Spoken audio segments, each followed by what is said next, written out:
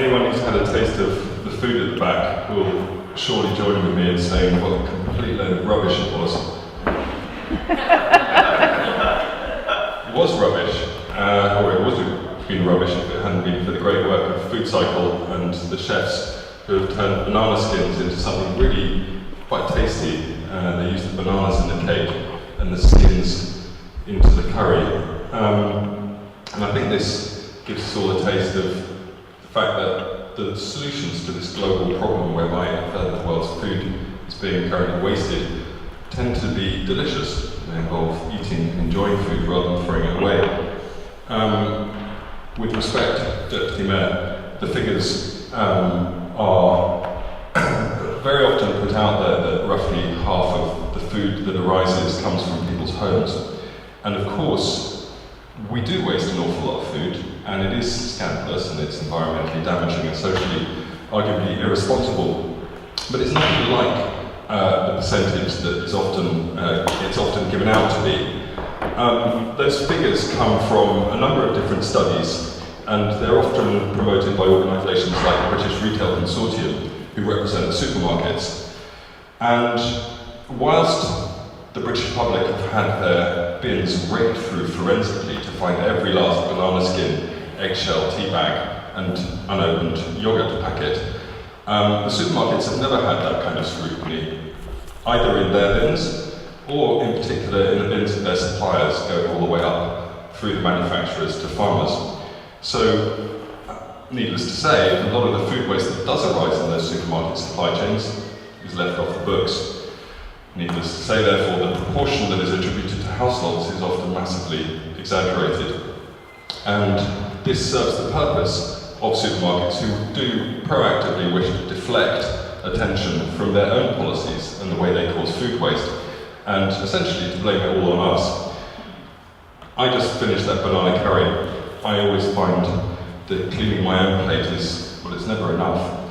I do actually look forward to a second helping after this talk, but it's not enough also because whilst we do all have an absolutely essential role to play in cutting food waste, and it does start in our homes, in our fridges, those tombs that we put food into and forget about, and arrive weeks later and find that soggy bag of lettuce at the bottom of the fridge. Oh, damn, forgot to eat that one. But it's not enough to stop there. We are part of the global food system, whether we like it or not, and it's up to us, citizens, as much as consumers, to put pressure on those businesses and the governments that supposedly govern those businesses to cut food waste, which really is at a shocking and scandalous scale, and very often for some quite absurd reasons. And I'll go into some of the detailed reasons. I would like to invite anyone at any point to stop me, make a comment, make a question, seek further clarification. This subject goes in lots of different directions, and I'm more than happy, even though I think I'm going to curtail my talk so we don't end up being over time. Is that a good idea? So we don't, would you want me to just plow on? Anyway, I'll shorten it by a few minutes and we'll see where we get to. So please feel free to wave at me and make a comment. Anyone know what is going on here? This picture? This is a disco soup. Anyone been to a disco soup or heard of disco soup? A few hands up. Excellent. Where have you been to a disco soup or heard of them going on? Sorry? In Manchester, there's one. The first Manchester disco soup is happening. Is on June the 20th, isn't it? Yeah, that's great. So this is now a global movement. Disco soup is a way of communicating just how fun, delicious, and social the act of recovering food and eating it can be. The word companion actually literally means something you eat bread with, and the online community of disco soup organisers, which started in France, everyone who's a member of that is called the disco pal, the copain, but part of the disco movement. And everyone here, this is actually in Germany, an event we organised last year. Basically, you recover lots of food, a bit like FoodCycle out here. You invite anyone, in fact, we could be doing this right now, and I would encourage anyone who likes this idea to just just get on and organise Cambridge's first disco soup. It's a great way of getting people together, motivating them, and of course you have the music, so it's a big fun party. It's a great way of engaging people in proactive, delicious solutions to food waste. Anyone who isn't colourblind like myself will see that I'm a little bit red around the edges. I've just come back from the Cannes Film Festival, where we organised a Feeding the 5,000 event. One of these events that we organised where we feed 5,000 people, all with food that would otherwise be wasted. And we were doing disco soup in the heat of the sun all day. So I've come off a little bit worse for that.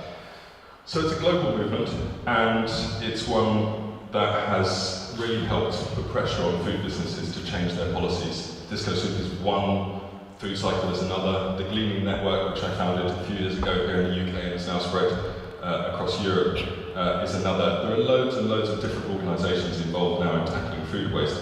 This was not the case, gosh, I don't even want to say how many years ago, back in the 90s when I was a student at Cambridge, and I was rummaging around in the Sainsbury's bins to get my groceries and going to the market and collecting the things that were being left over by the market people and, you know, cooking it up for my friends.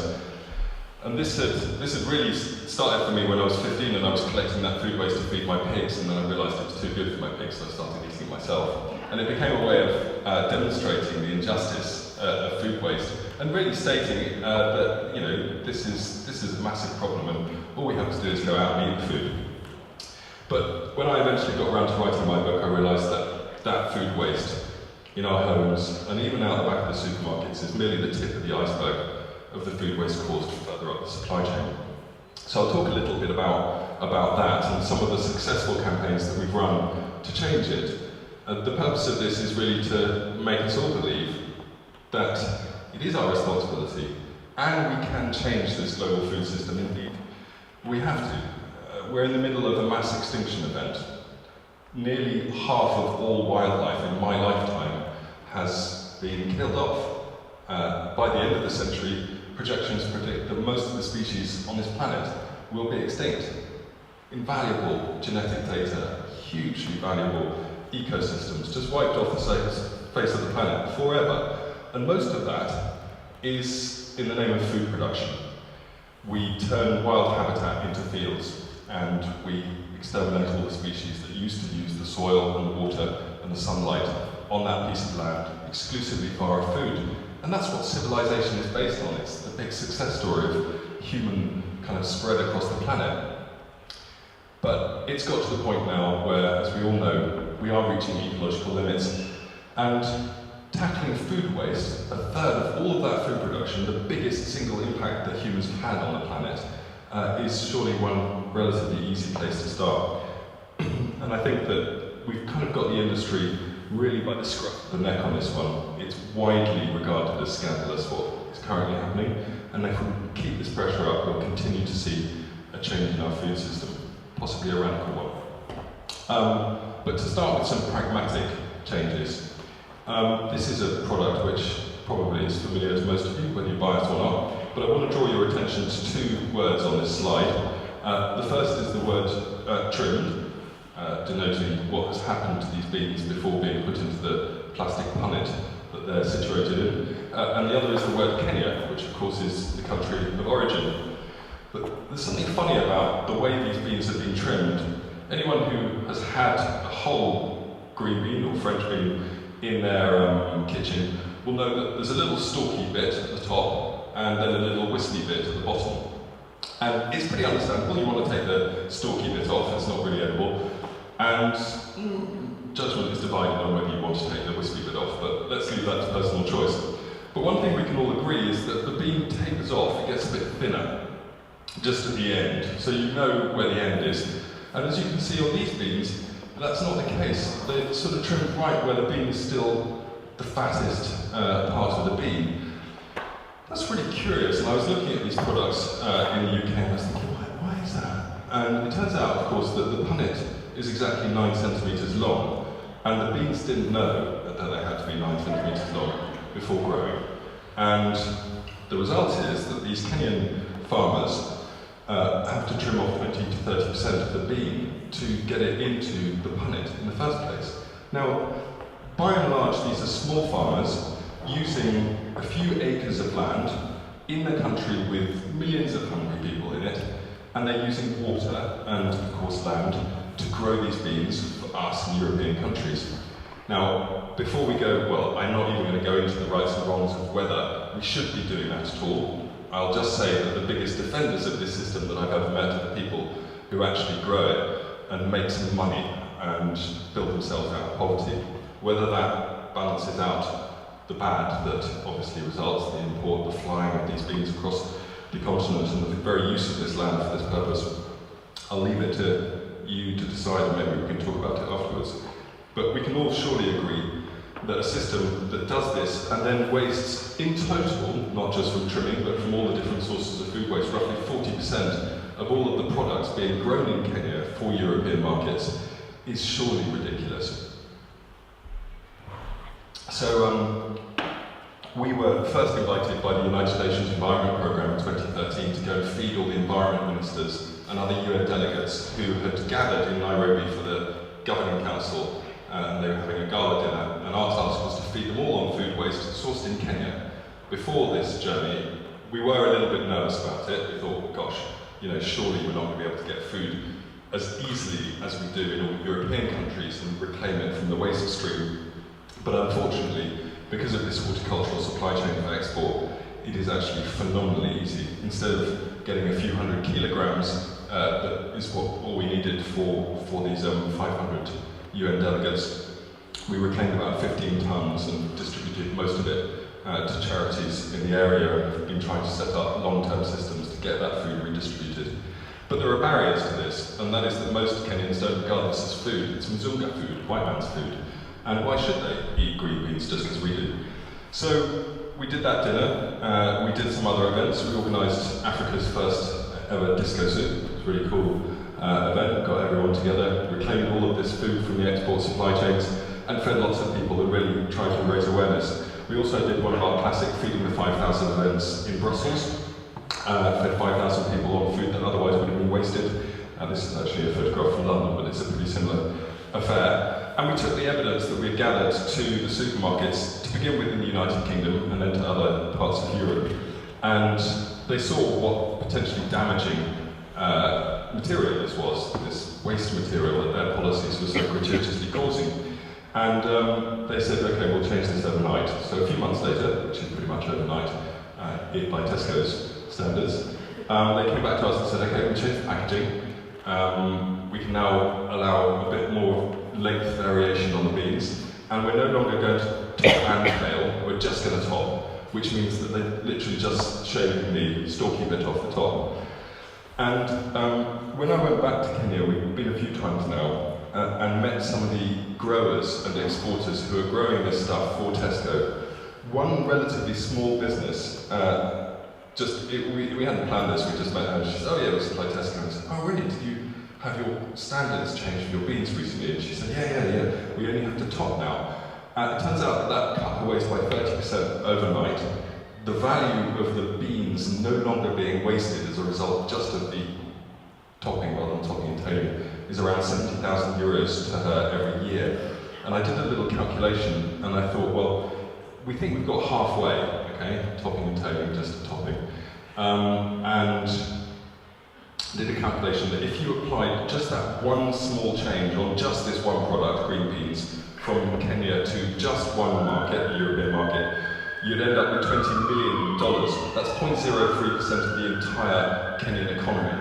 And it was literally that easy to change the system. And we've now seen that although not all green bean products in the UK, most of them have both a much more relaxed cosmetic standard. You get more bent beans, which of course were being wasted, still are by and large.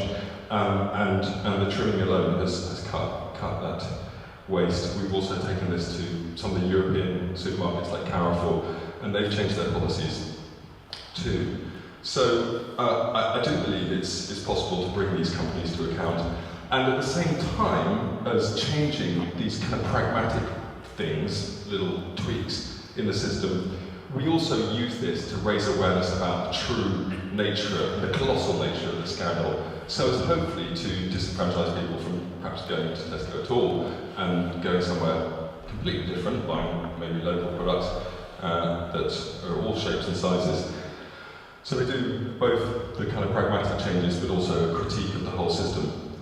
One of the critiques of the whole system that we've been engaged in with some years is the way in which supermarkets use their power in the supply chain. So in the United Kingdom, or at least 80% of the groceries retail market is dominated just by a small handful of companies. That gives them enormous power. They can pick and choose their suppliers, whereas suppliers need a slice of the market and they have to basically play by supermarkets' games. And one of the ways in which supermarkets use this power is to unfairly offload the risk in the market onto these much smaller suppliers. The risk I'm talking about is that demand is unpredictable. Sometimes we're going to buy lots of beans, sometimes we're going to buy fewer. Somebody has to bear that risk. There's also a risk that if you're a bean grower in Kenya and you have an average harvest, but the Guatemalan bean suppliers who are supplying the very same supermarkets have a bumpy year, their beans are going to be cheaper, and the buyer in Europe may decide not to buy the beans they said they wanted to buy from the Kenyans and go to Guatemala instead. And so what you get is last-minute order cancellations or forecast adjustments. So it works like this: you have a supermarket who tells a middleman what they want, the middleman tells the exporters what they want, and the exporters tell the growers what they want. And it's just verbal or an informal email saying this is probably what we want in 3 months' time every week. Come the day before these beans are due to be actually loaded onto the aeroplane, they'll realise actually we don't need so many beans. Those 100 tons we wanted, we actually only want 50. And you get consignments like this. This is one depot, it's actually a UK company based in Kenya, and they're wasting 20 tons at least of edible product every single day. And this is just on the outside of Nairobi, where there's obviously lots of hungry people. And not only that, the waste contractors who come to collect this stuff have to sign a contract saying that they will ensure that none of it will reach people for food. It's got to be treated as green waste. That is the kind of crime that we are currently paying for when we don't ask questions about our food system. This is another example. These ladies who work for less than $2 a day, they're day labourers, they're right at the very bottom of this entire food supply chain, and they're destroying the entire crop of basil. Not a single leaf has been harvested because of an order cancellation. They say it happens all the time. And moreover, they only get paid half wages when this happens. So you've got the supermarket who passes on the order to the middleman, who passes it on to the exporter, and down the chain. Everyone offloads the risk. The exporter offloads it onto a smallholder farmer, and then the smallholder farmer will offload that risk onto their workers. And these people explained that when this happens, they can't feed their children, they certainly can't send them to school, they risk losing their homes in rented accommodation. So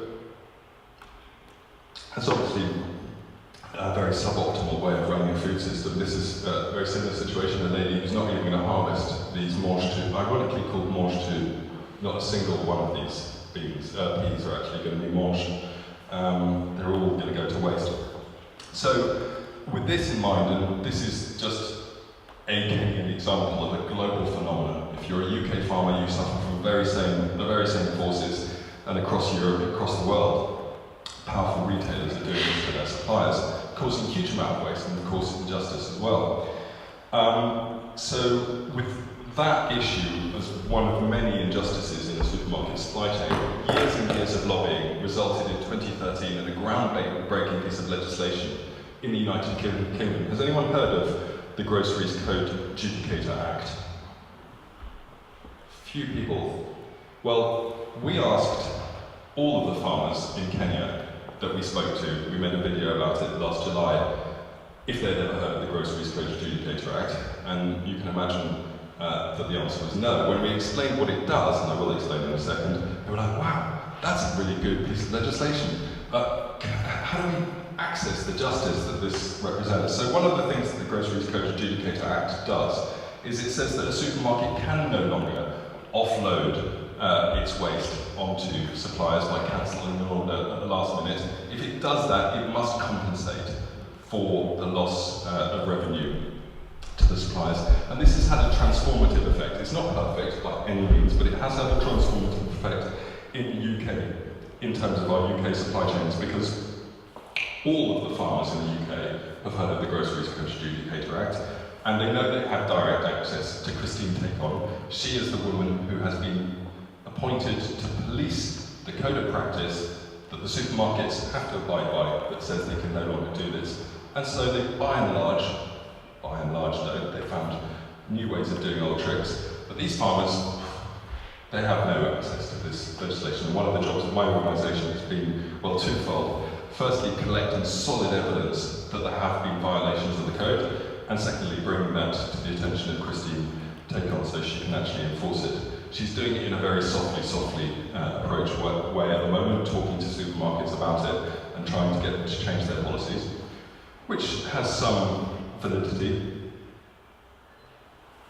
But ultimately, she does have the power to fine a supermarket up to 1% of their turnover, which, well, until recently, in the case of Tesco, that would be £500 million. So a very significant power that she has, and that redresses that imbalance between supermarkets and their suppliers, and it gives us power, I think, as citizens, to say, we don't want to be buying into a system that has these injustices and environmental impacts embedded in a system. We want to be able to go and buy food without paying for ecocidal, unjust behaviour, and I think it's something that we do need to expect. We need to expect it of businesses, we need to expect it of ourselves, we need to expect it of our peers, and I believe that's how social transformation changes, how we do get to a society that ultimately expects of itself that it doesn't waste a third of the world's food supplies. So, going back to those figures that I mentioned at the beginning, none of these beans and peas have been counted when you look at how much of the total food waste comes from people's homes. Everything in people's homes, including banana skins, tea bags and eggshells, have been counted, but none of this stuff in Kenya has been counted. In fact, nothing overseas has been counted against the UK food industry, and that's in a country where we import most of our food net by value. And none of the fish, you've all heard of fish discards, right? The Hugh Whittingstall fish fight.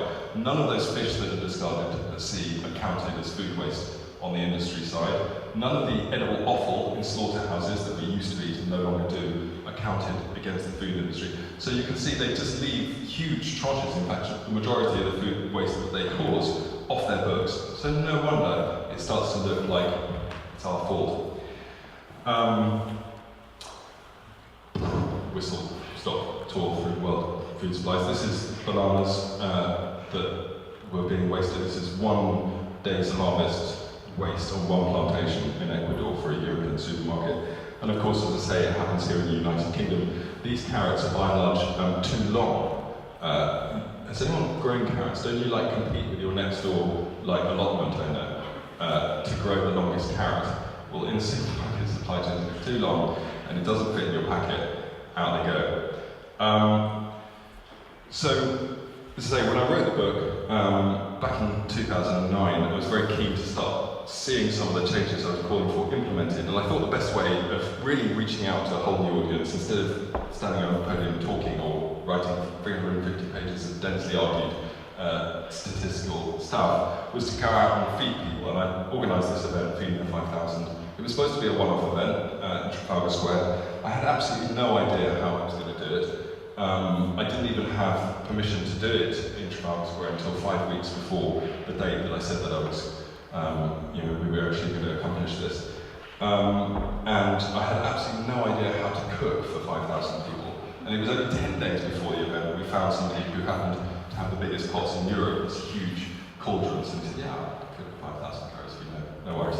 Just send me volunteers, send me all the produce. So we went to the farmers, got all these wonky fruit and vegetables, sent them over to him, and we prepared this incredible meal. And we invited all the organisations who acted at that time on the issue of food waste. So Fair Share, a food redistribution organisation, the Waste and Resources Action Programme with their Love Food Egg Waste campaign, FoodCycle were actually in the second instalment of Feeding the 5,000, and a whole range of others to join with us. amplifying the public outcry on food waste. It had immediate impact. We started to see supermarkets changing their policies on food donations. Hilary Benn, the then DEFRA minister, wrote to all the supermarkets saying, we want you to donate rather than destroy your food. Ugly fruit and vegetables, it's going to sound funny, but they have been the fastest growing sector in the fresh produce market in the United Kingdom from 2009 to 2012. And to put that in numerical terms, in 2012, 300,000 tonnes of what had hitherto been deemed to be unsellable because they weren't cosmetically perfect fruit and vegetables just from the UK were sold instead of being wasted. And one of the ways in which I thought we should be communicating this, rather than, so most of my objective was to promote the activity of other organisations like FareShare and all the others, but no one was tackling this food waste on farms. And I knew that in America and Israel there were things called gleaners or the Glean Network, and no one in Europe was doing it. So we set up the Gleaning Network. And the Gleaning Network is very simple. We send volunteers out to fields to go and harvest crops that are being left there for one reason or another, either because they don't comply with the cosmetic standards, or because the order has been cancelled, or because the market price is so low that the farmer simply can't afford to pay people to go out and harvest it all. And so you get entire fieldfuls of produce that the farmer is literally about to plough back in the ground. They give us a call, we send out our volunteers and harvest sometimes up to 20 tonnes of produce in a day, and then donate it to charities like FareShare to feed the most vulnerable members of our society. So it kind of captures a bit of food, and in particular fruit and vegetables, which is what people on lower incomes lack. In particular, if you look at fruit and vegetable intake in the lowest quartile in terms of income in the United Kingdom, they're at around 3 portions of fruit and vegetables a day, as opposed to the recommended 5. So there's not enough access to this stuff. So we're solving kind of one problem and tackling another. But the Gleaning Network is much more than just a food recovery organisation. It's a platform on which to communicate to the wider public the root causes of this colossal problem, so as to try and bring pressure to bear on those decision makers in the system to change the problem at its root. And it's proved to be a very good way of grabbing people's attention. We had, anyone heard of Jamie Oliver? Well, anyway, he came out gleaning with us, and we were on their Friday night feast last season. We've done it with Hugh Fanny-Whittingstall, got onto his series, and of course it's in kind of the general media in a lot of different ways. And it's this kind of amplification of outcry that does, I believe, make corporations jump out of their shoes. They want to keep people happy, they don't want to have their brands damaged, and by essentially what they do at the moment is they externalise the cost of waste, they offload it, as I've already mentioned. And if you can internalise the cost of that waste by damaging the brands or threatening that there will be a damage to a brand if policies are not changed, you do have a powerful lever for changing what they do, and you hopefully have a powerful lever for saying, actually, that system is wrong. We do need to do something else to provide the human population with enough food. It goes hand in hand with the growth of farmers' markets and vegetable box schemes and organisations like Food Assembly, which have direct relationships between customers and farmers. It's another pretty picture of people going out cleaning. It's a great day out, and we're going to hear from our new cleaning coordinator in Cambridge, so I don't want to steal her thunder, but anyone who feels motivated to have a nice day in the sunshine, or the rain, as it may be, sign up to the Cleaning Network. So I am reaching the moment when I should probably shut up and invite any comments. But I wanted to end on a couple of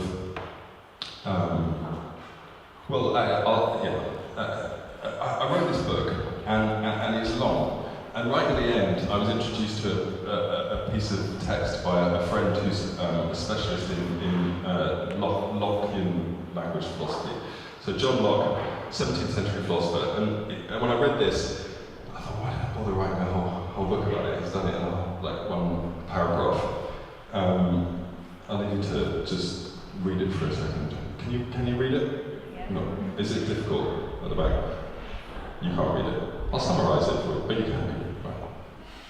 Getting thumbs up and down.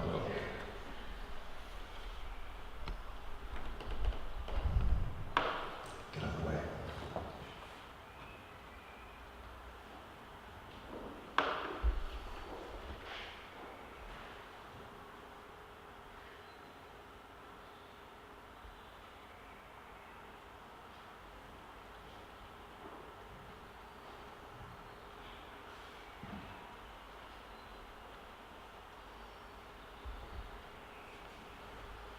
Locke he's writing here at a time of enclosures. Anyone who knows about enclosures knows this. This is the time when the idea that land could be private property was really taking hold for the first time. Individual manorial lords were putting acts through Parliament, the Acts of Enclosure, to enclose plots of land. And one of the main rationales for land enclosure, the privatisation of land, the privatisation of the earth essentially, was that by giving private owners an incentive, because it belonged to them, to increase food productivity, yes, you gave lots of power to that landowner, but ultimately you would increase food supplies overall, and that would be a public good. So what Locke is saying here is, fine, enclose the land, increase productivity, but the moment you start wasting any of the food grown